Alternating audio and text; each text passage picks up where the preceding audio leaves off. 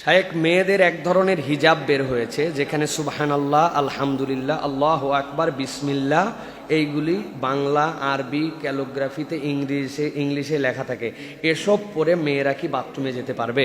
প্রিয় ভাইয়েরা, প্রথম কথা হচ্ছে হিজাব বা যেটা পড়তেছি ওই ক্ষেত্রে হিজাবের এই ধরনের লেখা, ক্যালিগ্রাফি এইগুলা প্রথমত না পড়া হচ্ছে জেনারেলি উত্তম।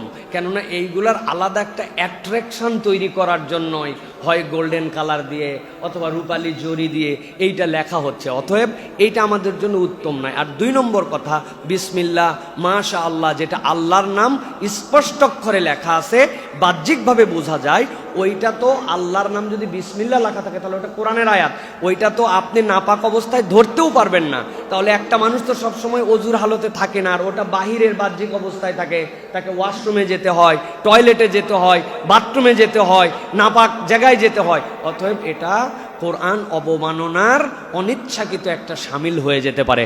এই জন্য এই ধরনের হিজাব, এই ধরনের ক্যালিগ্রাফি এটা পড়াই উচিত নয়। দুই নম্বর কথা হচ্ছে এই ধরনের অ্যাট্রাকটিভ জিনিস যেইটাতে মানুষ আরো উল্টা এই দিকে তাকায়, এটার দিকে আকর্ষিত হয়, এরকম আমাদের জন্য নিকাব বা হিজাব এইগুলো অ্যাভয়েড করা আমাদের জন্য উত্তম।